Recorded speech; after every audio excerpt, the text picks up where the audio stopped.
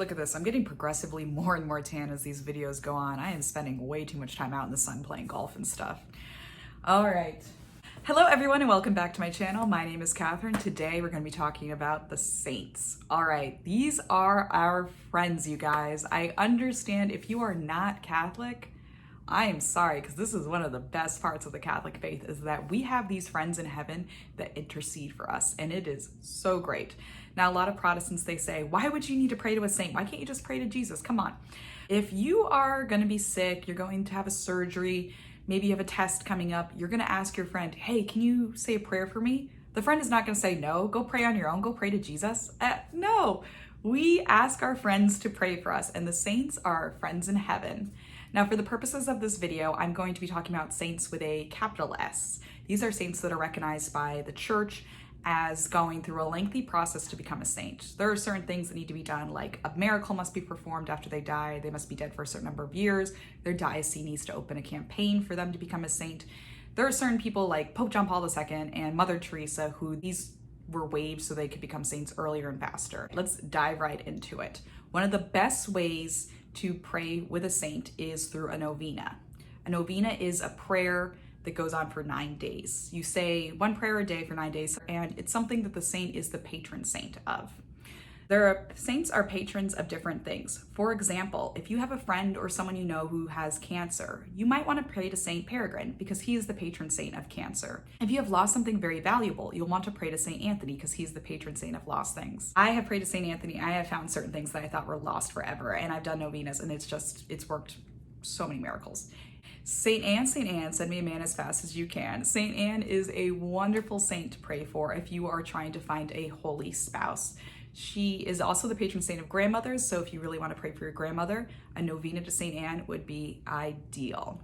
Saint Joseph, if you are looking to find a new job, pray to Saint Joseph. Novenas to Saint Joseph are super powerful. I have used him to find jobs. Works out great. Also for selling your home.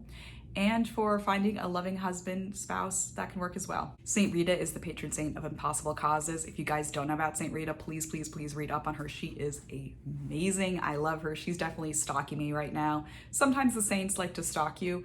I think it's kind of funny. Like, you just have a saint that keeps popping up in your life and keeps performing miracles, and just so good. So definitely novenas to Saint Rita for impossible causes. Saint Divma is the patron saint of mental illness. If you struggle with anxiety or panic attacks or something like that, please look into Saint Rita. If you have a family member or you yourself struggle with mental illness, definitely she will be your girl. She will help you out there. Saint Maximilian Kolbe, patron saint of prisoners.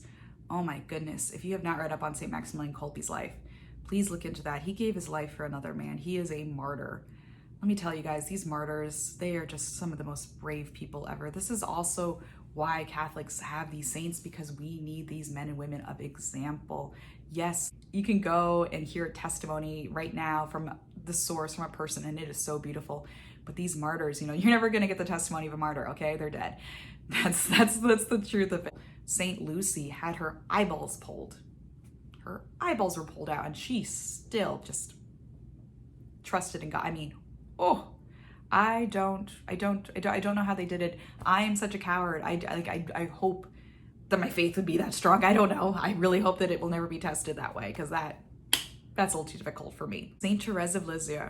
Now, even though she was a Carmelite nun, she is the patron saint of missionaries.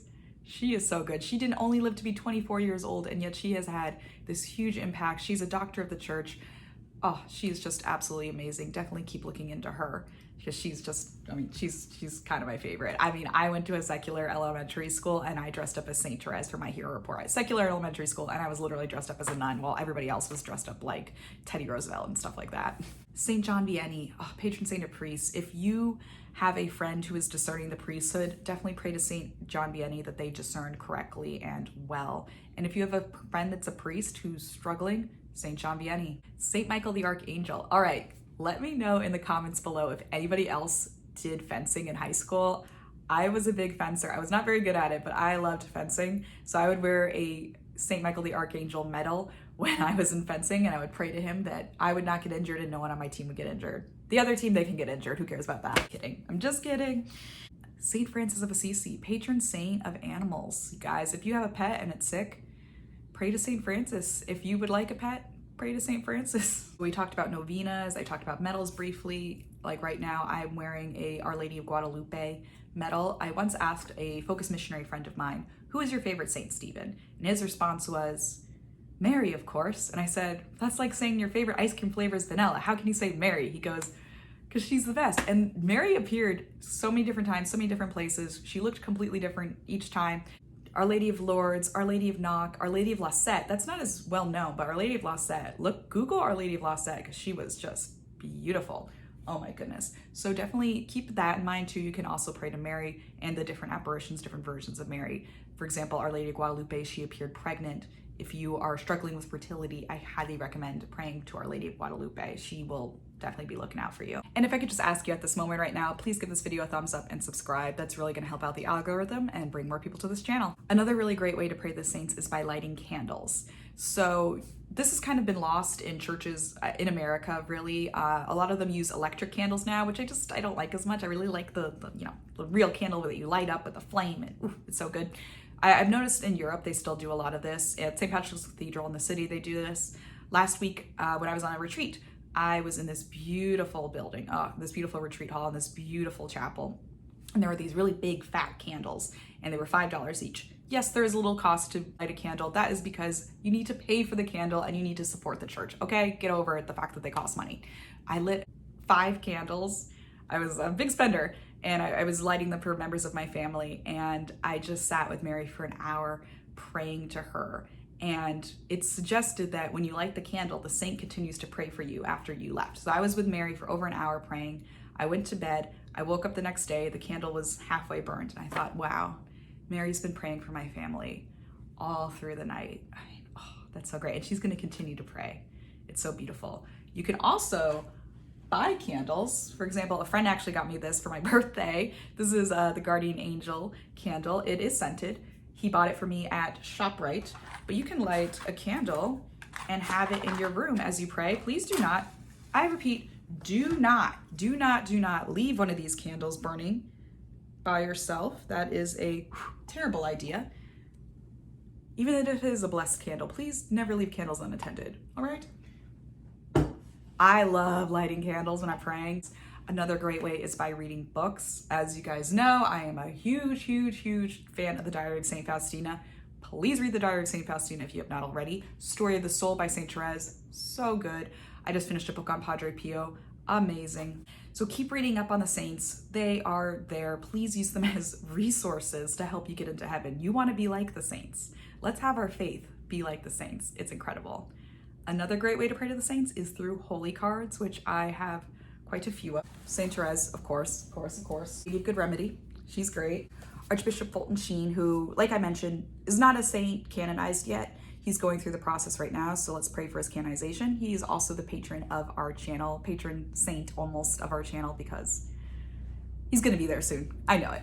Also icons you can purchase. This I got when I was in Lisieux, where St. Therese is from, and I really love this because it has our whole family, and both her parents are also saints, so that's really powerful. Also, Leonie, her one sister who did not become a Carmelite nun, she became a Our Lady of the Visitation nun.